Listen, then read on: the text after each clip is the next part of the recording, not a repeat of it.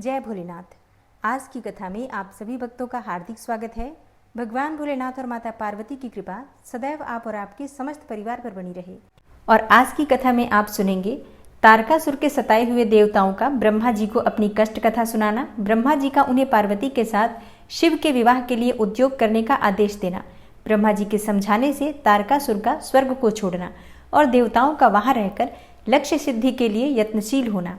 इसी के साथ इंद्र का काम का स्मरण करना, उसके साथ बातचीत तथा कहने से काम का शिव को मोहने के लिए प्रस्थान करना और रुद्र की नेत्राग्नि से काम का भस्म होना, रति का विलाप करना, देवताओं की प्रार्थना से शिव का काम को द्वापर में प्रद्युम्न रूप से नूतन शरीर की प्राप्ति के लिए वर देना और रति का शंबर नगर में जाना। इसी के साथ जो आप कथा बहुत ही ज्यादा रोचक सुनने वाले हैं वो ये कि शिव के विरह से पार्वती का शोक तथा नारद जी के द्वारा उन्हें तपस्या के लिए उपदेश पूर्वक पंचाक्षर मंत्र की प्राप्ति होना। अब भगवान भोलेनाथ का अपने मन में ध्यान करके इस पावन और परम कल्याणकारी कथा का श्रवण करते हैं। सूत जी कहते हैं, तदनंतर नारद जी के पूछने पर पार्वती के विवाह के विस्तृत प्रसंग को उपस्थित करते हुए ब्रह्मा जी ने तारकासुर की उत्पत्ति, उसके उग्र तप, मनोवांछित वर प्राप्ति तथा देवता और असुर सबको जीतकर स्वयं इंद्र पर प्रतिष्ठित हो जाने की कथा सुनाई। तत्पश्चात ब्रह्मा जी ने कहा, हे नारद, तारकासुर तीनों लोगों को अपने वश में करके जब स्वयं इंद्र हो गया तब उसके समान दूसरा कोई शासक नहीं रह गया। वह जितेंद्रिय असुर त्रिभुवन का एकमात्र स्वामी होकर अद्भुत ढंग से राज्य का संचालन करने लगा। उसने समस्त देवताओं को निकालकर उनकी जगह दैत्यों को स्थापित कर दिया और विद्याधर आदि देव योनियों को स्वयं उसने अपने कर्म में लगाया। हे मुने, तदनंतर तारकासुर के सताए हुए इंद्र आदि संपूर्ण देवता अत्यंत व्याकुल और अनाथ होकर मेरी शरण में आए। उन सब ने मुझ प्रजापति को प्रणाम करके बड़ी भक्ति से मेरा स्तवन किया और अपने दारुण दुख की बातें बताकर कहा, हे प्रभु, आप ही हमारी गति हैं, आप ही हमें कर्तव्य का उपदेश देने वाले हैं और आप ही हमारे धाता एवं उद्धारक हैं। हम सब देवता तारकासुर नामक अग्नि में जलकर अत्यंत व्याकुल हो रहे हैं। जैसे सन्निपात रोग में प्रबल औषधि भी निर्बल हो जाती हैं, उसी प्रकार उस असुर ने हमारे सभी क्रूर उपायों को बलहीन बना दिया है। भगवान विष्णु के सुदर्शन चक्र पर ही हमारी विजय की आशा अवलंबित रहती है, परंतु वह भी उसके कंठ पर कुंठित हो गया है। उसके गले में पड़कर वह ऐसा प्रतीत होने लगा था मानो उस असुर को फूल की माला पहनाई गई हो। हे मुने, देवताओं का यह कथन सुनकर मैंने उन सब से समयोचित बात कही। हे देवताओं, मेरे ही वरदान से दैत्य तारकासुर इतना बढ़ गया है, अतः मेरे हाथों से ही उसका वध होना उचित नहीं।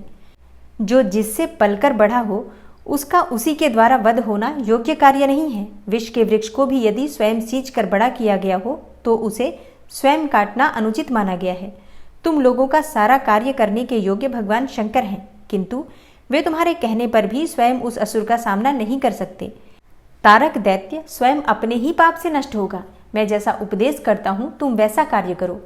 मेरे वर के प्रभाव से न मैं तारकासुर का वध कर सकता हूँ और न भगवान विष्णु कर सकते हैं और न ही भगवान शंकर ही उसका वध कर सकते हैं। दूसरा कोई वीर पुरुष अथवा सारे देवता मिलकर भी उसे नहीं मार सकते, यह मैं सत्य कहता हूँ। हे देवताओं, यदि शिवजी के वीर्य से कोई पुत्र उत्पन्न हो तो वही तारक दैत्य का वध कर सकता है, दूसरा कोई नहीं। सुरश्रेष्ठगण, इसके लिए जो उपाय मैं बताता हूँ उसे करो। महादेव जी की कृपा से यह उपाय अवश्य सिद्ध होगा। पूर्व काल में जिस दक्ष कन्या सती ने दक्ष के यज्ञ में अपने शरीर को त्याग दिया था, वही इस समय हिमालय पत्नी मेनका के गर्भ से उत्पन्न हुई है। यह बात तुम्हें भी विदित ही है। महादेव जी उस कन्या का पाणी ग्रहण अवश्य करेंगे। तथापि हे देवताओं, तुम स्वयं भी इसके लिए प्रयत्न करो। गिरिराज की पुत्री वे पार्वती इस समय युवावस्था में प्रवेश कर चुकी हैं और हिमालय पर तपस्या में लगे हुए महादेव जी की प्रतिदिन सेवा करती हैं। अपने पिता हिमवान के कहने से काली शिवा अपनी 2 सखियों के साथ ध्यान पारायण परमेश्वर शिव की साग्रह सेवा करती हैं। तीनों लोकों में सबसे अधिक सुंदरी पार्वती शिव के सामने रहकर प्रतिदिन उनकी पूजा करती हैं। तथापि वे ध्यान मग्न महेश्वर मन से भी ध्यानहीन स्थिति में नहीं आते, अर्थात ध्यान भंग करके पार्वती की ओर देखने का विचार भी मन में नहीं लाते। हे देवताओं, चंद्रशेखर शिव जिस प्रकार काली को अपनी भार्या बनाने की इच्छा करें, वैसी चेष्टा तुम लोग शीघ्र ही प्रयत्न पूर्वक करो। मैं उस दैत्य के स्थान पर जाकर तारकासुर को बुरे हट से हटाने की चेष्टा करूंगा। अतः अब तुम लोग अपने स्थान को जाओ। हे नारद, देवताओं से ऐसा कहकर मैं शीघ्र ही तारकासुर से मिला और बड़े प्रेम से बुलाकर मैंने उससे इस प्रकार कहा, हे तारक, यह स्वर्ग हमारे तेज का सार तत्व है, परंतु तुम यहाँ के राज्य का पालन कर रहे हो, जिसके लिए तुमने उत्तम तपस्या की थी, उससे अधिक चाहने लगे हो। मैंने तुम्हें इससे छोटा ही वर दिया था, स्वर्ग का राज्य कदापि नहीं दिया था, इसलिए तुम स्वर्ग को छोड़कर पृथ्वी पर जाकर राज्य करो। हे असुर श्रेष्ठ, देवताओं के योग्य जितने भी कार्य हैं वे सब तुम्हें वहीं सुलभ होंगे, इसमें अन्यथा विचार करने की कोई आवश्यकता नहीं है। ऐसा कहकर उस असुर को समझाने के बाद मैं शिवा और शिव का स्मरण करके वहां से अदृश्य हो गया। तारकासुर भी स्वर्ग को छोड़कर पृथ्वी पर आ गया और शोणितपुर में रहकर वह राज्य करने लगा। फिर सब देवता भी मेरी बात सुनकर मुझे प्रणाम करके इंद्र के साथ प्रसन्नतापूर्वक बड़ी सावधानी के साथ इंद्रलोक में आ गए। वहां जाकर परस्पर मिलकर आपस में सलाह करके वे सब देवता इंद्र से प्रेम पूर्वक बोले, हे भगवान, शिव की शिवा में जैसे भी काम मूलक रुचि हो वैसा ब्रह्मा जी का बताया हुआ सारा प्रयत्न आपको करना चाहिए। इस प्रकार देवराज इंद्र से संपूर्ण वृतांत निवेदन करके वे देवता प्रसन्नतापूर्वक सब ओर अपने अपने स्थान पर चले गए। ब्रह्मा जी कहते हैं, हे नारद, देवताओं के चले जाने पर दुरात्मा तारक दैत्य से पीड़ित हुए इंद्र ने कामदेव का स्मरण किया। कामदेव तत्काल वहां आ पहुंचा। तब इंद्र ने मित्रता का धर्म बतलाते हुए काम से कहा, हे मित्र, कालवशात मुझ पर असाध्य दुख आ पड़ा है, उसे तुम्हारे बिना कोई भी दूर नहीं कर सकता। दाता की परीक्षा दुर्भिक्ष में, सूरवीर की परीक्षा रणभूमि में, मित्र की परीक्षा आपत्ति काल में तथा स्त्रियों के कुल की परीक्षा पति के असमर्थ हो जाने पर होती है। हे तात, संकट पड़ने पर विनय की परीक्षा होती है और परोक्ष में सत्य एवं उत्तम स्नेह की, अन्यथा नहीं। यह मैंने सच्ची बात कही है। हे मित्रवर, इस समय मुझ पर जो विपत्ति आई है उसका निवारण दूसरे किसी से नहीं हो सकता, अतः आज तुम्हारी परीक्षा हो जाएगी। यह कार्य केवल मेरा ही है और मुझे ही सुख देने वाला है, ऐसी बात नहीं है, अपितु यह समस्त देवता आदि का कार्य है, इसमें कोई संशय नहीं है। इंद्र की यह बात सुनकर कामदेव मुस्कुराया और प्रेमपूर्ण गंभीर वाणी में बोला। काम ने कहा, हे देवराज, आप ऐसी बात क्यों कहते हैं? मैं आपको उत्तर नहीं दे रहा हूँ, आवश्यक निवेदन मात्र कर रहा हूँ। लोक में कौन उपकारी मित्र है और कौन बनावटी, यह स्वयं देखने की वस्तु है, कहने की नहीं। जो संकट के समय बहुत बातें करता है वह काम क्या करेगा? तथापि हे महाराज, हे प्रभु, मैं कुछ कहता हूँ, उसे सुनिए। हे मित्र, जो आपके इंद्र पद को छीनने के लिए दारुण तपस्या कर रहा है, आपके उस शत्रु को मैं सर्वथा तपस्या से भ्रष्ट कर दूंगा। जो काम जिससे पूरा हो सके, बुद्धिमान पुरुष उसे उसी काम में लगाए। मेरे योग्य जो कार्य हो वह सब आप मेरे जिम्मे कीजिए। ब्रह्मा जी कहते हैं, कामदेव का वह कथन सुनकर इंद्र बड़े प्रसन्न हुए। वे कामिनियों को सुख देने वाले काम को प्रणाम करके उससे इस प्रकार बोले। इंद्र ने कहा, हे तात, हे मनोभव, मैंने अपने मन में जिस कार्य को पूर्ण करने का उद्देश्य रखा है उसे सिद्ध करने में केवल तुम ही समर्थ हो, दूसरे किसी से उस कार्य का होना संभव नहीं है। हे मित्रवर, हे मनोभव काम, जिसके लिए आज तुम्हारे सहयोग की अपेक्षा हुई है उसे ठीक ठीक बता रहा हूं, तुम ध्यानपूर्वक सुनो। तारक नाम से प्रसिद्ध जो महान दैत्य है वह ब्रह्मा जी का अद्भुत वर पाकर अजेय हो गया है और सभी को दुख दे रहा है। वह सारे संसार को पीड़ा दे रहा है। उसके द्वारा बारंबार धर्म का नाश हुआ है। उससे सब देवता और समस्त ऋषि दुखी हुए हैं। संपूर्ण देवताओं ने पहले उसके साथ अपनी पूरी शक्ति लगाकर युद्ध किया था, परंतु उसके ऊपर सबके अस्त्र शस्त्र निष्फल हो गए हैं। जल के स्वामी वरुण का पाश टूट गया। श्री हरि का सुदर्शन चक्र भी वहां सफल नहीं हुआ। श्री विष्णु ने उसके कंठ पर चक्र चलाया, किंतु वह वहां कुंठित हो गया। ब्रह्मा जी ने महायोगीश्वर भगवान शंभु के वीर्य से उत्पन्न हुए बालक के हाथ से इस दुरात्मा दैत्य की मृत्यु बताई है। यह कार्य तुम्हें अच्छी तरह और प्रयत्न पूर्वक करना है। हे मित्रवर, उसके हो जाने से हम देवताओं को बड़ा सुख मिलेगा। भगवान शंभु गिरिराज हिमालय पर उत्तम तपस्या में लगे हैं। वे हमारे भी प्रभु हैं, कामना के वश में नहीं है, स्वतंत्र परमेश्वर हैं। मैंने सुना है कि गिरिराज नंदिनी पार्वती पिता की आज्ञा पाकर अपनी 2 सखियों के साथ उनके समीप रहकर उनकी सेवा में रहती हैं। उनका यह प्रयत्न महादेव जी को पति रूप में प्राप्त करने के लिए ही है, परंतु भगवान शिव अपने मन को संयम और नियम से वश में रखते हैं। हे मार, जिस तरह भी उनकी पार्वती में अत्यंत रुचि हो जाए, तुम्हें वैसा ही प्रयत्न करना चाहिए। यही कार्य करके तुम कृतार्थ हो जाओगे और हमारा सारा दुख नष्ट हो जाएगा। इतना ही नहीं, लोक में तुम्हारा स्थायी प्रताप भी फैल जाएगा। ब्रह्मा जी कहते हैं, हे नारद, इंद्र के ऐसा कहने पर कामदेव का मुखारविंद प्रसन्नता से खिल उठा। उसने देवराज से प्रेम पूर्वक कहा, मैं इस कार्य को करूंगा, इसमें कोई संशय नहीं। ऐसा कहकर शिव की माया से मोहित हुए काम ने उस कार्य के लिए स्वीकृति दे दी और शीघ्र ही उसका भार ले लिया। वह अपनी पत्नी रति और वसंत को साथ लेकर बड़ी प्रसन्नता के साथ उस स्थान पर गया जहाँ साक्षात योगीश्वर शिव उत्तम तपस्या कर रहे थे। ब्रह्मा जी कहते हैं, हे मुने, काम अपने साथी वसंत आदि को लेकर वहां पहुंचा। उसने भगवान शिव पर अपने बाण चलाए। तब शंकर जी के मन में पार्वती के प्रति आकर्षण होने लगा और उनका धैर्य छूटने लगा। अपने धैर्य का ह्रास होता देखकर महायोगी महेश्वर अत्यंत विस्मित होकर मन ही मन इस प्रकार चिंतन करने लगे। भगवान शिव बोले, मैं तो उत्तम तपस्या कर रहा था, उसमें विघ्न कैसे आ गए? किस कुकर्मी ने यहाँ मेरे चित्त में आकर विकार पैदा कर दिया? इस तरह विचार करके सत्पुरुषों के आश्रयदाता महायोगी परमेश्वर शिव शंका युक्त होकर संपूर्ण दिशाओं की ओर देखने लगे। इसी समय वाम भाग में बाण खींचे खड़े हुए काम पर उनकी दृष्टि पड़ी। वह मूढ़ चित्त मदन अपनी शक्ति के घमंड में आकर पुनः बाण छोड़ना ही चाहता था। ब्रह्मा जी कहते हैं, हे नारद, इस अवस्था में काम पर दृष्टि पड़ते ही परमात्मा गिरीश को तत्काल रोष चढ़ाया। हे मुने, उधर आकाश में बाण सहित धनुष लिए खड़े हुए काम ने भगवान शंकर पर अपना अमोघ अस्त्र छोड़ दिया, जिसका निवारण करना बहुत कठिन था। परंतु परमात्मा शिव पर वह अमोघ अस्त्र भी मोघ अर्थात व्यर्थ हो गया।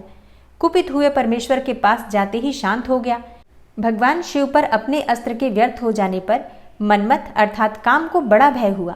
भगवान मृत्युंजय को सामने देखकर वह कांप उठा और इंद्र आदि समस्त देवताओं का स्मरण करने लगा। हे मुनिश्रेष्ठ, अपना प्रयास निष्फल हो जाने पर काम भय से व्याकुल हो उठा था। हे मुनीश्वर, कामदेव के स्मरण करने पर वे इंद्र आदि सब देवता वहां आ पहुंचे और शंभु को प्रणाम करके उनकी स्तुति करने लगे। देवता स्तुति कर ही रहे थे कि कुपित हुए भगवान हर के ललाट के मध्य भाग में स्थित तृतीय नेत्र से बड़ी भारी आग तत्काल प्रकट होकर निकली। उसकी ज्वालाएं ऊपर की ओर उठ रही थी। वह आग धू धू करके जलने लगी। उसकी प्रभा प्रलयाग्नि के समान जान पड़ती थी। वह आग तुरंत ही आकाश में उछली और पृथ्वी पर गिर पड़ी, फिर अपने चारों ओर चक्कर काटती हुई धराशायी हो गई। हे साधो, हे भगवान, क्षमा कीजिए, क्षमा कीजिए। यह बात जब तक देवताओं के मुख से निकले तब तक ही उस आग ने कामदेव को जलाकर भस्म कर दिया। उस वीर कामदेव के मारे जाने पर देवताओं को बड़ा दुख हुआ। वे व्याकुल होकर हाय क्या हुआ ऐसा कह कहकर जोर जोर से चित्कार करते हुए रोने और बिलखने लगे। उस समय विकृत चित्त हुई पार्वती का सारा शरीर सफेद पड़ गया। काटो तो खून नहीं। वे सखियों को साथ लेकर अपने भवन को चली गईं। कामदेव के जल जाने पर रति वहां एक क्षण तक अचेत पड़ी रही। पति की मृत्यु के दुख से वह इस तरह पड़ी थी मानो मर गई हो। थोड़ी देर में जब होश हुआ तब अत्यंत व्याकुल होकर रति उस समय तरह तरह की बातें कहकर विलाप करने लगी। रति बोली, हाय मैं क्या करूं, कहाँ जाऊं? देवताओं ने यह क्या किया? मेरे उद्दंड स्वामी को बुलाकर नष्ट करा दिया। हे नाथ, हे समर, हे स्वामीन, हे प्राण प्रिय, हाँ मुझे सुख देने वाले प्रियतम, हाँ प्राणनाथ, ये यहाँ क्या हो गया? ब्रह्मा जी कहते हैं, हे नारद, इस प्रकार रोती बिलकती और अनेकों प्रकार की बातें कहती हुई रति हाथ पैर पटकने और अपने सिर के बालों को नोचने लगी। उस समय उसका विलाप सुनकर वहां रहने वाले समस्त वनवासी जीव तथा वृक्ष आदि स्थावर प्राणी भी बहुत दुखी हुए। इसी बीच में इंद्र आदि संपूर्ण देवता महादेव जी का स्मरण करते हुए रति को आश्वासन देकर इस प्रकार बोले। देवताओं ने कहा, तुम काम के शरीर का थोड़ा सा भस्म लेकर उसे यत्नपूर्वक रखो और भय छोड़ो। हम सबके स्वामी महादेव जी कामदेव को पुनः जीवित कर ही देंगे और तुम फिर अपने प्रियतम को प्राप्त कर लोगी। कोई किसी को न तो सुख देने वाला है और न ही दुख देने वाला है। सब लोग अपनी अपनी करनी का फल भोगते हैं। तुम देवताओं को दोष देकर व्यर्थ ही शोक करती हो। इस प्रकार रति को आश्वासन देकर सब देवता भगवान शिव के पास आए और उन्हें भक्ति भाव से प्रसन्न करके यो बोले। देवताओं ने कहा, हे भगवान शरणागत वत्सल महेश्वर, आप कृपा करके हमारे इस शुभ वचन को सुनिए। हे शंकर, आप कामदेव की करतूत पर भली भांति प्रसन्नता पूर्वक विचार कीजिए। हे महेश्वर, काम ने जो यह कार्य किया है इसमें उसका कोई स्वार्थ नहीं था। दुष्ट तारकासुर से पीड़ित हुए हम सब देवताओं ने मिलकर उससे यह काम कराया है। हे नाथ, हे शंकर, इसे आप अन्यथा ना समझें। सब कुछ देने वाले हे देव, हे गिरीश, सती साध्वी रति अकेली अति दुखी होकर विलाप कर रही है। आप उसे सांत्वना प्रदान करें। हे शंकर, यदि इस क्रोध के द्वारा आपने कामदेव को मार डाला तो हम यही समझेंगे कि आप देवताओं सहित समस्त प्राणियों का अभिसंहार कर डालना चाहते हैं। रति का दुख देखकर देवता नष्टप्राय हो गए हैं, इसलिए आपको रति का शोक दूर करना चाहिए। ब्रह्मा जी कहते हैं, हे नारद, संपूर्ण देवताओं का यह वचन सुनकर भगवान शिव प्रसन्न होकर उनसे इस प्रकार बोले। भगवान शिव ने कहा, हे देवताओं, हे ऋषियों, तुम सब आदर पूर्वक मेरी बात सुनो। मेरे क्रोध से जो कुछ भी हो गया है वह तो अन्यथा नहीं हो सकता, तथापि रति का शक्तिशाली पति कामदेव तभी तक अनंग अर्थात शरीर रहित रहेगा जब तक रुक्मिणीपति श्री कृष्ण का धरती पर अवतार नहीं हो जाता। जब श्री कृष्ण द्वारका में रहकर पुत्रों को उत्पन्न करेंगे तब वे रुक्मिणी के गर्भ से काम को भी जन्म देंगे। उस काम का ही नाम उस समय प्रद्युम्न होगा, इसमें कोई संशय नहीं है। उस पुत्र के जन्म लेते ही शंबरासुर उसे हर लेगा और हरण के पश्चात दानव शिरोमणि शंबर उस शिशु को समुद्र में डाल देगा। फिर वह मूढ़ उसे मरा हुआ समझकर अपने नगर को लौट जाएगा। हे रते, उस समय तक तुम्हें शंबरासुर के नगर में सुखपूर्वक निवास करना चाहिए। वहीं तुम्हें अपने पति प्रद्युम्न की प्राप्ति होगी। वहां तुमसे मिलकर काम युद्ध में शंबरासुर का वध करेगा और सुखी होगा। हे देवताओं, प्रद्युम्न नामधारी काम अपनी कामिनी रति को तथा शंबरासुर के धन को लेकर उसके साथ पुनः नगर में जाएगा। मेरा यह कथन सर्वथा सत्य होगा। ब्रह्मा जी कहते हैं, हे नारद, भगवान शिव की यह बात सुनकर देवताओं के चित्त में कुछ उल्लास हुआ और वे उन्हें प्रणाम करके दोनों हाथ जोड़कर विनीत भाव से बोले। देवताओं ने कहा, हे देवदेव, हे महादेव, हे करुणा सागर, हे प्रभु, आप कामदेव को शीघ्र जीवन दान दें तथा रति के प्राणों की रक्षा करें।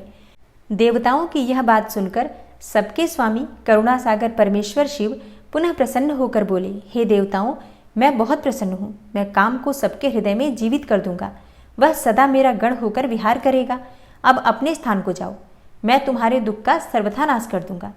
ऐसा कहकर रुद्रदेव उस समय स्तुति करने वाले देवताओं के देखते देखते अंतर्ध्यान हो गए। देवताओं का विस्मय दूर हो गया और वे सब के सब प्रसन्न हो गए। हे मुने, तदनंतर रुद्र की बात पर पूरा भरोसा करके स्थिर रहने वाले देवता रति को उनका कथन सुनाकर आश्वासन देकर अपने अपने स्थान को चले गए। हे मुनीश्वर, कामपत्नी रति शिव के बताए हुए शंबर नगर को चली गई तथा रुद्रदेव ने जो उसे समय बताया था उसकी प्रतीक्षा करने लगी। ब्रह्मा जी कहते हैं, हे नारद, जब भगवान रुद्र के तीसरे नेत्र से प्रकट हुई अग्नि ने कामदेव को शीघ्र जलाकर भस्म कर दिया, तब वह बिना किसी प्रयोजन के ही प्रज्वलित होकर सब ओर फैलने लगी। इससे चराचर प्राणियों सहित तीनों लोकों में महान हाहाकार मच गया। हे तात, संपूर्ण देवता और ऋषि तुरंत मेरी शरण में आए। उन सब ने अत्यंत व्याकुल होकर मस्तक झुकाकर दोनों हाथ जोड़कर मुझे प्रणाम किया और मेरी स्तुति करके वह दुख निवेदन किया। वह सुनकर मैं भगवान शिव का स्मरण करके उसके हेतु का भली भांति विचार कर तीनों लोकों की रक्षा के लिए विनीत भाव से वहां पहुंचा। वह अग्नि ज्वाला मालाओं से अत्यंत उद्दीप्त होकर जगत को जला देने के लिए उद्यत थी, परंतु भगवान शिव की कृपा से प्राप्त हुए उत्तम तेज के द्वारा मैंने उसे तत्काल स्तंभित कर दिया। हे मुने, त्रिलोकी को दग्ध करने की इच्छा रखने वाली उस क्रोधमय अग्नि को मैंने एक ऐसे घोड़े के रूप में परिणत कर दिया जिसके मुख से सौम्य ज्वाला प्रकट हो रही थी। भगवान शिव की इच्छा से उस बाड़व शरीर अर्थात घोड़े वाली अग्नि को लेकर मैं लोकहित के लिए समुद्र तट पर गया। हे मुने, मुझे आया देखकर समुद्र एक दिव्य पुरुष का रूप धारण करके अपने दोनों हाथ जोड़े हुए मेरे पास आया और मुझ संपूर्ण लोकों के पितामह की भली भांति विधिवत स्तुति वंदना करके सिंधु ने मुझसे प्रसन्नतापूर्वक कहा। सागर बोला, हे सर्वेश्वर ब्रह्मण, आप यहाँ किस लिए पधारे हैं? मुझे अपना सेवक समझकर इस बात को प्रीतिपूर्वक कहिए। सागर की बात सुनकर भगवान शंकर का स्मरण करके लोकहित का ध्यान रखते हुए मैंने उससे प्रसन्नतापूर्वक कहा, हे तात समुद्र, तुम बड़े बुद्धिमान और संपूर्ण लोकों के हितकारी हो। मैं शिव की इच्छा से प्रेरित होकर हार्दिक प्रीतिपूर्वक तुमसे कह रहा हूँ। यह भगवान महेश्वर का क्रोध है जो महान शक्तिशाली अश्व के रूप में यहाँ उपस्थित है। यह कामदेव को दग्ध करके तुरंत ही संपूर्ण जगत को भस्म करने के लिए उद्यत हो गया था। यह देखकर पीड़ित हुए देवताओं की प्रार्थना से मैं शंकर की इच्छावश वहां गया और इस अग्नि को स्तंभित किया। फिर इसने घोड़े का रूप धारण किया और इसे लेकर मैं यहाँ आया हूँ। हे जलाधार, मैं जगत पर दया करके तुम्हें यह आदेश दे रहा हूँ कि इस महेश्वर के क्रोध को जो बाड़व का रूप धारण करके मुख से ज्वाला प्रकट करता हुआ खड़ा है, इसे तुम प्रलय काल पर्यंत धारण किए रहो। हे सरितपते, जब मैं यहाँ आकर वास करूंगा तब तुम भगवान शंकर के इस अद्भुत क्रोध को छोड़ देना। तुम्हारा जल ही प्रतिदिन इसका भोजन होगा। तुम यत्नपूर्वक इसे अपने ऊपर ही धारण किए रहना, जिससे यह तुम्हारी अनंत जल राशि के भीतर न चला जाए। ब्रह्मा जी कहते हैं, हे नारद, मेरे ऐसा कहने पर समुद्र ने रुद्र की क्रोधाग्नि रूप बड़वानल को धारण करना स्वीकार कर लिया, जो दूसरे के लिए असंभव था। तदनंतर वह बड़वाग्नि समुद्र में प्रविष्ट हुई और ज्वालामालाओं से प्रदीप्त होकर सागर की जल राशि का दहन करने लगी। हे मुने, इससे संतुष्ट चित्त होकर मैं अपने लोक को चला आया और वह दिव्य रूपधारी समुद्र मुझे प्रणाम करके अदृश्य हो गया। हे महामुने, रुद्र की उस क्रोधाग्नि के भय से छूटकर संपूर्ण जगत स्वस्थता का अनुभव करने लगा और देवता तथा मुनि सुखी हो गए। नारद जी बोले, हे दयानिधे, मदन दहन के पश्चात गिरिराज नंदिनी पार्वती देवी ने क्या किया? वे अपनी दोनों सखियों के साथ कहाँ गई? यह सब भी मुझे बताइए। ब्रह्मा जी कहते हैं, भगवान शंकर के नेत्र से उत्पन्न हुई आग ने जब कामदेव को दग्ध किया, तब वहां महान अद्भुत शब्द प्रकट हुआ, जिससे सारा आकाश गूंज उठा। उस महान शब्द के साथ ही कामदेव को दग्ध हुआ देखकर भयभीत और व्याकुल हुई पार्वती दोनों सखियों के साथ अपने घर चली गई। उस शब्द से परिवार सहित हिमवान भी बड़े विस्मय में पड़ गए और वहां गई हुई अपनी पुत्री का स्मरण करके उन्हें बड़ा क्लेश हुआ। इतने में ही पार्वती दूर से आती हुई दिखाई दी। वे शंभु के विरह से रो रही थी। अपनी पुत्री को अत्यंत विह्वल हुई देखकर शैलराज हिमवान को बड़ा शोक हुआ और वे शीघ्र ही उसके पास जा पहुंचे। फिर वे अपने हाथ से उसकी दोनों आंखें पोंछकर बोले, हे शिवे, डरो मत, रो मत। ऐसा कहकर अचलेश्वर हिमवान ने अत्यंत विह्वल हुई पार्वती को शीघ्र ही गोद में उठा लिया और उसे सांत्वना देते हुए वे अपने घर ले आए। कामदेव का दाह करके महादेव जी अदृश्य हो गए थे, अतः उनके विरह से पार्वती अत्यंत व्याकुल हो उठी थी। उन्हें कहीं भी सुख या शांति नहीं मिलती थी। पिता के घर जाकर जब वे अपनी माता से मिली, उस समय पार्वती शिवा ने अपना नया जन्म हुआ माना। वे अपने रूप की निंदा करने लगी और बोली, हाय मैं मारी गई। सखियों के समझाने पर भी वे गिरिराज कुमारी कुछ समझ नहीं पाती थी। वे सोते जागते, खाते पीते, नहाते धोते, चलते फिरते और सखियों के बीच में खड़े होते समय भी कभी किंचित मात्र भी सुख का अनुभव नहीं करती थी। मेरे स्वरूप को तथा जन्म कर्म को भी धिक्कार है। ऐसा कहती हुई वे सदा महादेव जी की प्रत्येक चेष्टा का चिंतन करती थी। इस प्रकार पार्वती भगवान शिव के विरह से मन ही मन अत्यंत क्लेश का अनुभव करती और किंचित मात्र भी सुख नहीं पाती थी। वे सदा शिव शिव का जप किया करती थी। शरीर से पिता के घर में रहकर भी वे चित्त से पिनाकपाणी भगवान शंकर के पास पहुंची रहती थी। हे तात, शिवा शोक मग्न होकर बारंबार मूर्छित हो जाती थी। शैलराज हिमवान, उनकी पत्नी मेनका तथा उनके मैनाक आदि सभी पुत्र जो बड़े उदार चेता थे, उन्हें सदा सांत्वना देते रहते थे, तथापि वे भगवान शंकर को भूल न सकी। ब्रह्मा जी कहते हैं, हे बुद्धिमान देवर से, तदनंतर एक दिन इंद्र की प्रेरणा से इच्छानुसार घूमते हुए तुम हिमालय पर्वत पर आए। उस समय महात्मा हिमवान ने तुम्हारा स्वागत सत्कार किया और कुशल मंगल पूछा। फिर तुम उनके दिए हुए उत्तम आसन पर बैठे। तदनंतर शैलराज ने अपनी कन्या के चरित्र का आरंभ से ही वर्णन किया। किस तरह उसने महादेव जी की सेवा आरंभ की और किस तरह उनके द्वारा कामदेव का दहन हुआ, यह सब कुछ बताया। हे मुने, यह सब सुनकर तुमने गिरिराज से कहा, हे शैलेश्वर, भगवान शिव का भजन करो। फिर उनसे विदा लेकर तुम उठे और मन ही मन शिव का स्मरण करके शैलराज को छोड़कर शीघ्र ही एकांत में काली के पास आ गए। हे मुने, तुम लोकोपकारी, ज्ञानी तथा शिव के प्रिय भक्त हो, समस्त ज्ञानवानों के शिरोमणि हो, अतः काली के पास आ उसे संबोधित करके उसी के हित में स्थित होकर उससे सादर यह सत्य वचन बोले। नारद जी ने कहा, हे कालिके, तुम मेरी बात सुनो। मैं दयावश सच्ची बात कह रहा हूँ। मेरा वचन तुम्हारे लिए सर्वथा हितकर, निर्दोष तथा उत्तम काम्य वस्तुओं को देने वाला होगा। तुमने यहाँ महादेव जी की सेवा अवश्य की थी, परंतु वह बिना तपस्या के गर्वयुक्त होकर की थी। दीनों पर अनुग्रह करने वाले शिव ने तुम्हारे उसी गर्व को नष्ट किया है। हे शिवे, तुम्हारे स्वामी महेश्वर विरक्त और महायोगी हैं। उन्होंने केवल कामदेव को जलाकर तुम्हें जो सकुशल छोड़ दिया है, उसमें यही कारण है कि वे भगवान भक्तवत्सल हैं। अतः तुम उत्तम तपस्या में संलग्न होकर चिरकाल तक महेश्वर की आराधना करो, तपस्या से तुम्हारा संस्कार हो जाने पर रुद्रदेव तुम्हें अपनी सहधर्मिणी बनाएंगे और तुम भी कभी उन कल्याणकारी शंभु का परित्याग नहीं करोगी। हे देवी, तुम हठ पूर्वक शिव को अपनाने का यत्न करो। शिव के सिवा दूसरा किसी को अपना पति स्वीकार न करना। ब्रह्मा जी कहते हैं, हे मुने, तुम्हारी यह बात सुनकर गिरिराज कुमारी काली कुछ उल्लसित हो तुमसे हाथ जोड़कर प्रसन्नता पूर्वक बोली। शिवा ने कहा, हे प्रभु, आप सर्वज्ञ तथा जगत का उपकार करने वाले हैं। हे मुने, मुझे रुद्रदेव की आराधना के लिए कोई मंत्र दीजिए। ब्रह्मा जी कहते हैं, हे नारद, पार्वती का यह वचन सुनकर तुमने पंचाक्षर शिव मंत्र नमः शिवाय का उन्हें विधि पूर्वक उपदेश किया। साथ ही उस मंत्र राज में श्रद्धा उत्पन्न करने के लिए तुमने उसका सबसे अधिक प्रभाव बताया। नारद बोले, हे देवी, तुम इस मंत्र का परम अद्भुत प्रभाव सुनो। इसके श्रवण मात्र से भगवान शंकर प्रसन्न हो जाते हैं। यह मंत्र सब मंत्रों का राजा और मनोवांछित फल को देने वाला है। भगवान शंकर को बहुत ही प्रिय है तथा साधक को भोग और मोक्ष देने में समर्थ है। हे सौभाग्यशालिनी, इस मंत्र का विधि पूर्वक जप करने से तुम्हारे द्वारा आराधित हुए भगवान शिव अवश्य और शीघ्र तुम्हारी आंखों के सामने प्रकट हो जाएंगे। हे शिवे, शौच, संतोष आदि नियमों से तत्पर रहकर भगवान शिव के स्वरूप का चिंतन करती हुई तुम इस पंचाक्षर मंत्र का जप करो।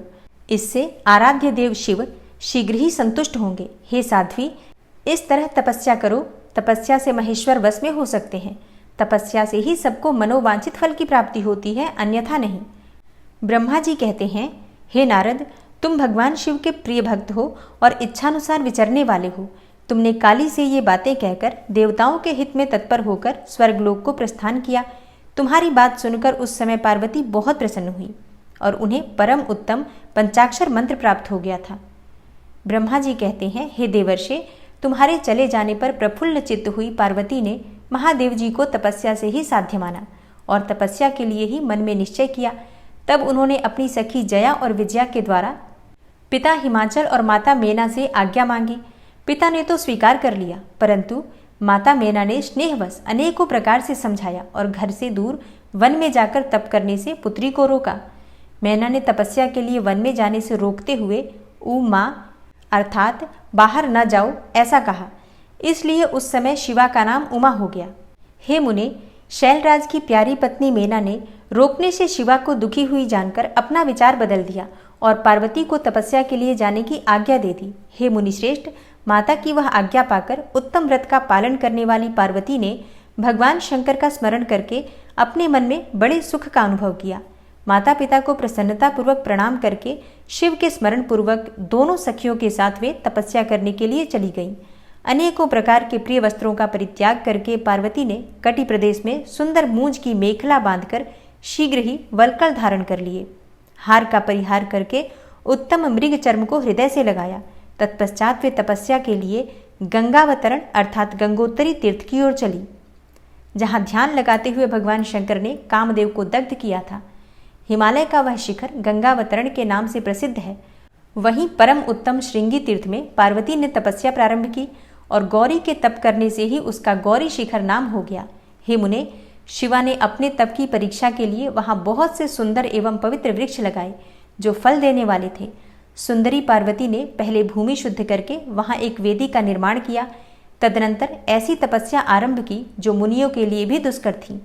वे मन सहित संपूर्ण इंद्रियों को शीघ्र ही काबू में करके उस वेदी पर उच्च कोटि की तपस्या करने लगी। ग्रीष्म ऋतु में अपने चारों ओर दिन रात आग जलाई रखकर वे बीच में बैठती थी और निरंतर पंचाक्षर मंत्र का जप करती रहती थी। वर्षा ऋतु में वेदी पर सुस्थिर आसन से बैठकर अथवा किसी पत्थर की चट्टान पर ही आसन लगाकर वे निरंतर वर्षा की जलधारा से भीगती रहती थी। शीतकाल में निराहार रहकर भगवान शंकर के भजन में तत्पर होकर वे सदा शीतल जल के भीतर खड़ी रहती थी तथा रात भर बर्फ की चट्टानों पर बैठा करती थी। इस प्रकार तप करती हुई पंचाक्षर मंत्र के जप में संलग्न होकर शिवा संपूर्ण मनोवांछित फलों के दाता शिव का ध्यान करती थी। प्रतिदिन अवकाश मिलने पर वे सखियों के साथ अपने लगाए हुए वृक्षों को प्रसन्नता पूर्वक सींचती थी और वहां पधारे हुए अतिथि का आतिथ्य सत्कार भी करती थी। शुद्ध चित्त वाली पार्वती ने प्रचंड आंधी, कड़ाके की सर्दी, अनेकों प्रकार की वर्षा तथा दुष्या धूप का भी सेवन किया। उनके ऊपर वहां नाना प्रकार के दुख आए, परंतु उन्होंने उन सबको कुछ नहीं गिना। हे मुने नारद, वे केवल शिव में मन लगाकर वहां सुस्थिर भाव से खड़ी या बैठी रहती थीं। उनका पहला वर्ष फलाहार में बीता और दूसरा वर्ष उन्होंने केवल पत्ते चबाकर बिताया। इस तरह तपस्या करती हुई देवी पार्वती ने क्रमशः असंख्य वर्ष व्यतीत कर दिए। तदनंतर हिमवान की पुत्री शिवा देवी पत्ते खाना भी छोड़कर सर्वथा निराहार रहने लगी। तो भी तपश्चर्या में उनका अनुराग बढ़ता ही गया। हिमाचल पुत्री शिवा ने भोजन के लिए पर्ण का भी परित्याग कर दिया, इसलिए देवताओं ने उनका नाम अपर्णा रख दिया। इसके बाद पार्वती भगवान शिव के स्मरण पूर्वक एक पैर से खड़ी होकर पंचाक्षर मंत्र का जप करती हुई बड़ी भारी तपस्या करने लगी। उनके अंग चीर और बलकल से ढके हुए थे। वे मस्तक पर जटाओं का समूह धारण किए रहती थी। इस प्रकार शिव के चिंतन में लगी हुई पार्वती ने अपनी तपस्या के द्वारा मुनियों को भी जीत लिया। उस तपोवन में महेश्वर के चिंतन पूर्वक तपस्या करती हुई काली के 3000 वर्ष बीत गए। तदनंतर जहां महादेव जी ने 60,000 वर्षों तक तप किया था, उस स्थान पर क्षण भर ठहरकर शिवा देवी इस प्रकार चिंता करने लगी। क्या महादेव जी इस समय यह नहीं जानते कि मैं उनके लिए नियमों के पालन में तत्पर होकर तपस्या कर रही हूँ? फिर क्या कारण है कि सुदीर्घ काल से तपस्या में लगी हुई मुझ सेविका के पास भी नहीं आए? लोक में, वेद में और मुनियों द्वारा सदा गिरीश की महिमा का बखान किया जाता है। सब यही कहते हैं कि भगवान शंकर सर्वज्ञ, सर्वात्मा, सर्वदर्शी, समस्त ऐश्वर्यों के दाता, दिव्य शक्ति संपन्न, सबके मनोभावों को समझ लेने वाले, भक्तों को उनके अभीष्ट वस्तु देने वाले और सदा समस्त क्लेशों का निवारण करने वाले हैं। यदि मैं समस्त कामनाओं का परित्याग करके भगवान वृषभध्वज में अनुरक्त हुई हूँ, तो वे कल्याणकारी भगवान शिव यहाँ मुझ पर प्रसन्न हो। यदि मैंने नारद तंत्रोक्त शिव पंचाक्षर मंत्र का सदा उत्तम भक्तिभाव से विधि पूर्वक जप किया हो, तो भगवान शंकर मुझ पर प्रसन्न हो। यदि मैं सर्वेश्वर शिव की भक्ति से युक्त एवं निर्विकार हूँ, तो भगवान शंकर मुझ पर अत्यंत प्रसन्न हो। इस तरह नित्य चिंतन करती हुई जटावल्कल धारिणी निर्विकारा पार्वती मुंह नीचे किए हुए सुदीर्घ काल तक तपस्या में लगी रहीं। उन्होंने ऐसी तपस्या की जो मुनियों के लिए भी दुष्कर थी। वहां उस तपस्या का स्मरण करके पुरुषों को बड़ा विस्मय हुआ। हे महर्षि, पार्वती की तपस्या का जो दूसरा प्रभाव पड़ा था, उसे भी अब सुनो। जगदम्बा पार्वती का वह महान तप परम आश्चर्यजनक था, जो स्वभावतः एक दूसरे के विरोधी थे। ऐसे प्राणी भी उस आश्रम के पास जाकर उनकी तपस्या के प्रभाव से विरोध रहित हो जाते थे। सिंह और गौ आदि सदा राग आदि दोषों से संयुक्त रहने वाले पशु भी पार्वती के तप की महिमा से वहां परस्पर बाधा नहीं पहुंचाते थे। हे मुनिश्रेष्ठ, इनके अतिरिक्त जो स्वभावतः एक दूसरे के वैरी हैं, वे चूहे, बिल्ली आदि दूसरे जीव भी उस आश्रम पर कभी रोष आदि विकारों से युक्त नहीं होते थे। वहां के सभी वृक्षों में सदा फल लगे रहते थे। भांति भांति के तृण और विचित्र पुष्प उस वन की शोभा बढ़ाते थे। वहां का सारा वन प्रांत कैलाश के समान हो गया था। पार्वती के तप की सिद्धि का साकार रूप बन गया था। ब्रह्मा जी कहते हैं, हे मुनीश्वर, शिव की प्राप्ति के लिए इस प्रकार तपस्या करती हुई पार्वती के बहुत वर्ष बीत गए, तो भी महान भगवान शंकर प्रकट नहीं हुए। तब हिमाचल, मेना, मेरु और मंदराचल आदि ने आकर पार्वती को समझाया और शिव की प्राप्ति को अत्यंत दुष्कर बताकर उनसे यह अनुरोध किया कि तुम तपस्या छोड़कर घर लौट चलो। तब उन सबकी बात सुनकर पार्वती ने कहा, हे पिताजी, हे माताजी तथा मेरे सभी बांधव, मैंने जो पहले बात कही थी उसे क्या आप लोगों ने भुला दिया है? अस्तु, इस समय भी मेरी जो प्रतिज्ञा है उसे आप लोग सुन लें। जिन्होंने रोज से कामदेव को जलाकर भस्म कर दिया है, वे महादेव जी यद्यपि विरक्त हैं, तो भी मैं अपनी तपस्या से उन भक्तवत्सल भगवान शंकर को अवश्य संतुष्ट करूंगी। आप सब लोग प्रसन्नतापूर्वक अपने अपने घर को जाएं। महादेव जी संतुष्ट होंगे ही, इसमें अन्यथा विचार करने की कोई आवश्यकता नहीं है। जिन्होंने कामदेव को जलाया है, जिन्होंने उस पर्वत के वन को भी जलाकर भस्म कर दिया है, उन भगवान शंकर को मैं केवल तपस्या से यही बुलाऊंगी। हे महाभागगण, आप यह जान लें कि महान तपोबल से ही भगवान सदाशिव की सेवा सुलभ हो सकती है। यह मैं आप लोगों से सत्य सत्य कहती हूँ। सुमधुर भाषण करने वाली पर्वत राजकुमारी शिवा, माता मेनका, भाई मैनाक, पिता हिमालय और मंदराचल आदि से ये बातें कहकर शीघ्र ही चुप हो गई। शिवा के ऐसा कहने पर वे चतुर चालाक पर्वत, गिरिराज, सुमेरु आदि गिरिजा की बारंबार प्रशंसा करते हुए अत्यंत विस्मित हो जैसे आए थे वैसे ही लौट गए। उन सबके चले जाने पर सखियों से घिरी हुई पार्वती मन में यथार्थ निश्चय करके पहले से भी अधिक उग्र तपस्या करने लगी। हे मुनिश्रेष्ठ, देवताओं, असुरों, मनुष्यों और चराचर प्राणियों सहित समस्त त्रिलोकी उस महती तपस्या से संतप्त हो उठी।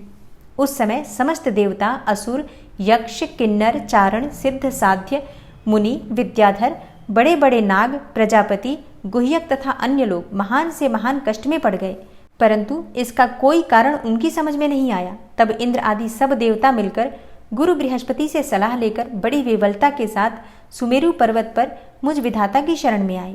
उस समय उनके सारे अंग संतप्त हो रहे थे। वहां आकर मुझे प्रणाम कर उन सभी व्याकुल और कांतिहीन देवताओं ने मेरी स्तुति करके एक साथ ही मुझसे पूछा, हे प्रभु, जगत के संतप्त होने का क्या कारण है? उनका यह प्रश्न सुनकर मन ही मन शिव का स्मरण करके विचार पूर्वक मैंने सब कुछ जान लिया। इस समय विश्व में जो दाह उत्पन्न हो गया है वह गिरिजा की तपस्या का फल है। यह जानकर मैं उन सबके साथ शीघ्र ही क्षीर सागर को गया। वहां जाने का उद्देश्य भगवान विष्णु से सब कुछ बताना था। वहां पहुंचकर देखा तो भगवान श्री हरि विष्णु सुखद आसन पर विराजमान हैं। देवताओं के साथ मैंने हाथ जोड़कर प्रणाम पूर्वक उनकी स्तुति की और कहा, हे महाविष्णु, तपस्या में लगी हुई पार्वती के परम उग्र तप से संतप्त होकर हम सब लोग आपकी शरण में आए हैं। आप हमें बचाइए, आप हमें बचाइए। हम सब देवताओं की यह बात सुनकर शेष शैया पर बैठे हुए भगवान लक्ष्मीपति हमसे बोले। श्री हरि विष्णु ने कहा, हे देवताओं, मैंने आज पार्वती जी की तपस्या का सारा कारण जान लिया है, अतः तुम लोगों के साथ अब परमेश्वर शिव के समीप चलता हूँ। हम सब लोग मिलकर यह प्रार्थना करेंगे कि वे गिरिजा को ब्याह कर अपने घर ले आएं। हे अमरो, इस समय समस्त संसार के कल्याण के लिए भगवान शेष शिवा के पाणी ग्रहण के लिए अनुरोध करना है। देवाधिदेव पिनाकधारी भगवान शिव शिवा को वर देने के लिए जैसे भी वहां उनके आश्रम पर जाएं, इस समय हमें वैसा ही प्रयत्न करना चाहिए।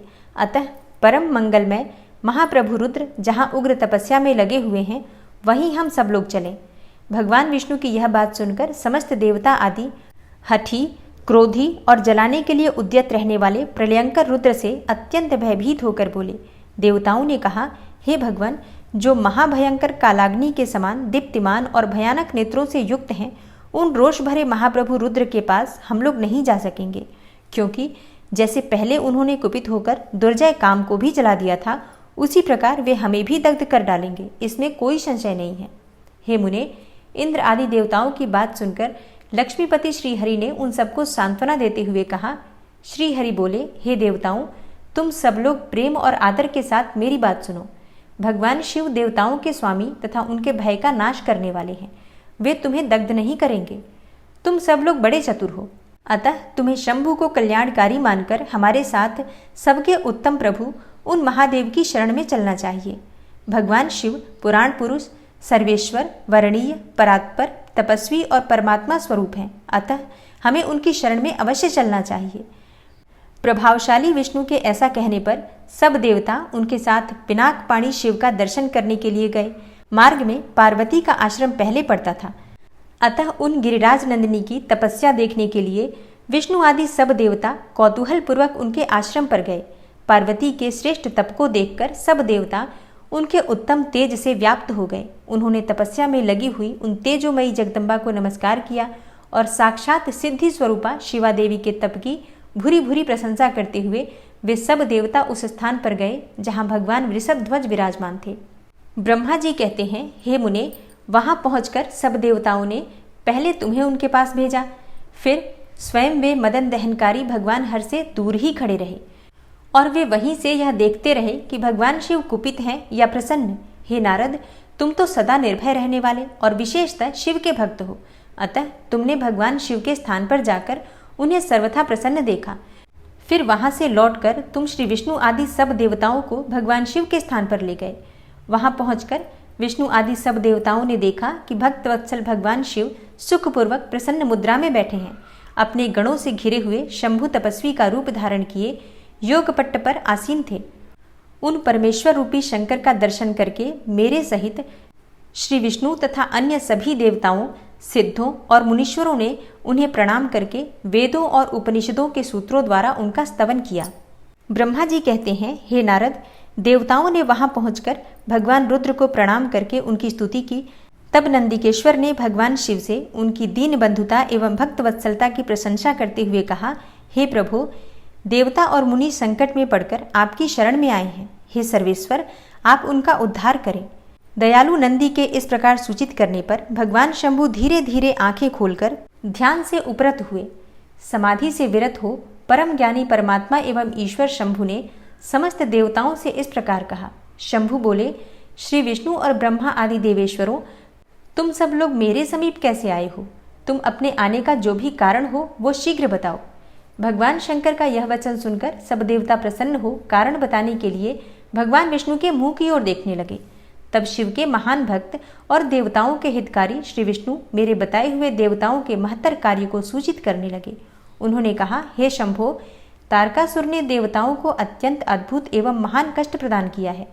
यही बताने के लिए सब देवता यहाँ आए हैं। हे भगवान, आपके औरस पुत्र से ही तारक दैत्य मारा जा सकेगा और किसी प्रकार से नहीं।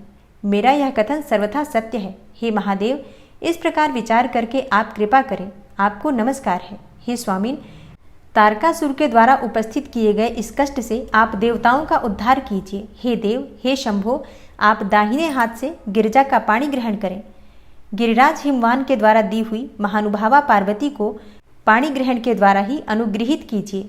श्री विष्णु का यह वचन सुनकर योग पारायण भगवान शिव ने उन सबको उत्तम गति का दर्शन कराते हुए इस प्रकार कहा, हे देवताओं, ज्यों ही मैंने सर्वांग सुंदरी गिरिजा देवी को स्वीकार किया, त्यों ही समस्त सुरेश्वर तथा ऋषि मुनि सकाम हो जाएंगे। फिर तो वे परमार्थ पथ पर चलने में समर्थ न हो सकेंगे।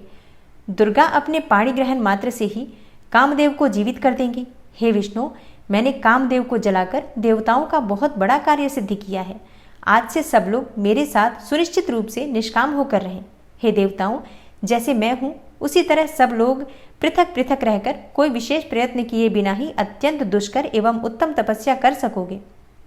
अब उस मदन के न होने से तुम सब देवता समाधि के द्वारा परमानंद का अनुभव करते हुए निर्विकार हो जाओ, क्योंकि काम नरक की ही प्राप्ति कराने वाला है। काम से क्रोध होता है, क्रोध से मोह होता है और मोह से तपस्या नष्ट होती है। अतः तुम सभी श्रेष्ठ देवताओं को काम और क्रोध का परित्याग कर देना चाहिए। मेरे इस कथन को कभी अन्यथा नहीं मानना चाहिए। ब्रह्मा जी कहते हैं, हे नारद, वृषभ के चिन्ह से युक्त ध्वजा धारण करने वाले भगवान महादेव ने इस प्रकार की बातें सुनाकर ब्रह्मा विष्णु देवताओं तथा मुनियों को निष्काम धर्म का उपदेश दिया।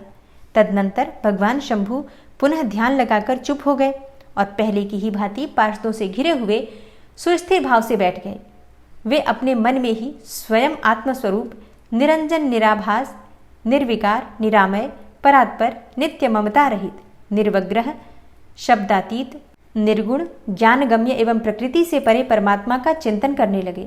इस प्रकार परम स्वरूप का चिंतन करते हुए वे ध्यान में स्थित हो गए। बहुत से प्राणियों की सृष्टि करने वाले भगवान शिव ध्यान करते करते ही परमानंद में निमग्न हो गए। श्री हरि एवं इंद्र आदि देवताओं ने जब परमेश्वर शिव को ध्यानमग्न देखा तब उन्होंने नंदी की सम्मति ली। नंदी ने पुनः दीन भाव से स्तुति करने के लिए कहा। उनकी इस सत सम्मति के अनुसार देवता स्तुति करने लगे। वे बोले, हे देवदेव, हे महादेव, हे करुणा सागर प्रभो, हम आपकी शरण में आए हैं। आप महान क्लेश से हमारा उद्धार कीजिए। ब्रह्मा जी कहते हैं, हे नारद, इस प्रकार बहुत दीनतापूर्ण उक्ति से देवताओं ने भगवान शंकर की स्तुति की। इसके बाद वे सब देवता प्रेम से व्याकुल चित्त होकर उच्च स्वर से फूट फूट कर रोने लगे। मेरे साथ भगवान श्रीहरि उत्तम भक्तिभाव से युक्त होकर मन ही मन भगवान शंभु का स्मरण करते हुए अत्यंत दीनतापूर्ण वाणी द्वारा उनसे अपना अभिप्राय निवेदन करने लगे। देवताओं के, मेरे तथा श्रीहरि के इस प्रकार बहुत स्तुति करने पर भगवान महेश्वर अपनी भक्त वत्सलता के कारण ध्यान से विरत हो गए। उनका मन अत्यंत प्रसन्न था। वे भक्त वत्सल शंकर श्रीहरि आदि को करुणा दृष्टि से देखकर उनका हर्ष बढ़ाते हुए बोले, हे विष्णु, हे ब्रह्मन तथा इंद्र आदि देवताओं, तुम सब लोग एक साथ यहाँ किस अभिप्राय से आए हो? मेरे सामने सच सच बताओ। श्रीहरि ने कहा, हे महेश्वर, आप सर्वज्ञ हैं, सबके अंतर्यामी ईश्वर हैं। क्या आप हमारे मन की बात नहीं जानते? अवश्य जानते हैं, तथापि आपकी आज्ञा से मैं स्वयं भी कहता हूँ। हे सुखदायक शंकर, हम सब देवताओं को तारकासुर से अनेक प्रकार का दुख प्राप्त हुआ है, इसलिए देवताओं ने आपको प्रसन्न किया है। आपके लिए ही उन्होंने गिरिराज हिमालय से शिवा की उत्पत्ति कराई है। शिवा के गर्भ से आपके द्वारा जो पुत्र उत्पन्न होगा उसी से तारकासुर की मृत्यु होगी, दूसरे किसी उपाय से नहीं। ब्रह्मा जी ने उस दैत्य को यही वर दिया है, इस कारण दूसरे से उसकी मृत्यु नहीं हो पा रही है। अतएव वह निडर होकर सारे संसार को कष्ट दे रहा है। इधर नारद जी की आज्ञा से पार्वती कठोर तपस्या कर रही हैं। उनके तेज से समस्त चराचर प्राणियों सहित त्रिलोकी आच्छादित हो गई हैं। इसलिए हे परमेश्वर, आप शिवा को वर देने के लिए जाइए। हे स्वामिन, देवताओं का दुख मिटाइए और हमें सुख दीजिए। हे शंकर, मेरे तथा देवताओं के हृदय में आपके विवाह का उत्सव देखने के लिए बड़ा भारी उत्साह है, अतः आप यथोचित रीति से विवाह कीजिए।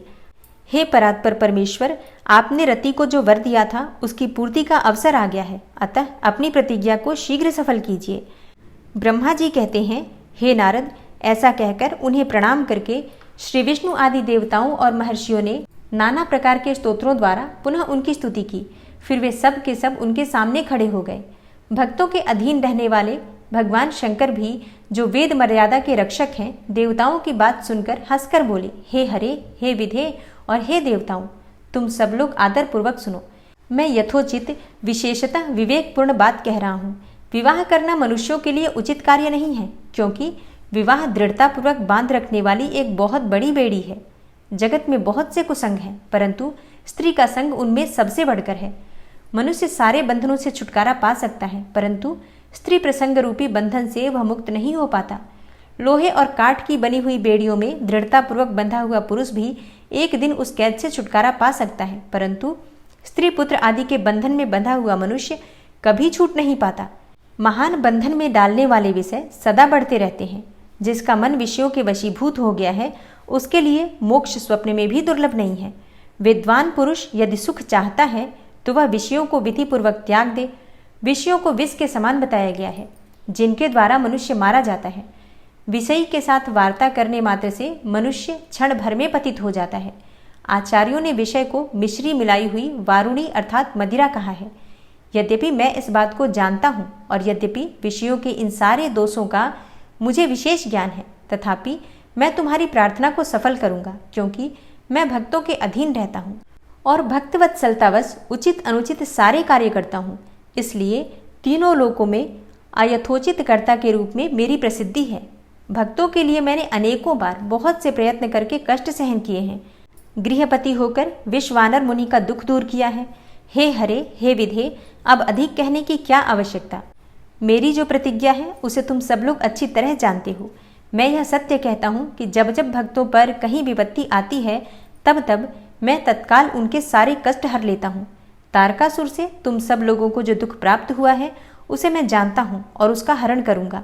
यह भी सत्य सत्य बता रहा हूँ।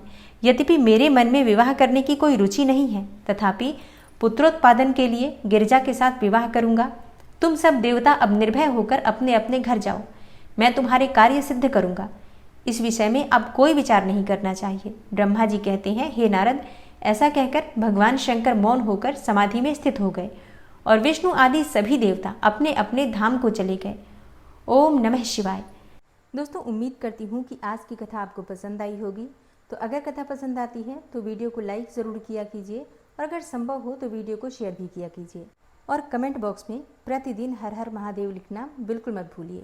और जो भक्त इस चैनल पर पहली बार आए हैं, अगर अभी तक आपने इस चैनल को सब्सक्राइब नहीं किया है तो आज की वीडियो अगर आपको अच्छी लगे तो चैनल को सब्सक्राइब कर लीजिए और बेल आइकन को ज़रूर प्रेस कर लीजिए। इससे ये होगा कि इस चैनल पर जो नई वीडियो अपलोड होंगी उनकी नोटिफिकेशन आपको सही समय पर प्राप्त होगी। मिलती मैं आपसे अगली वीडियो में, तब तक के लिए जय श्री राधे।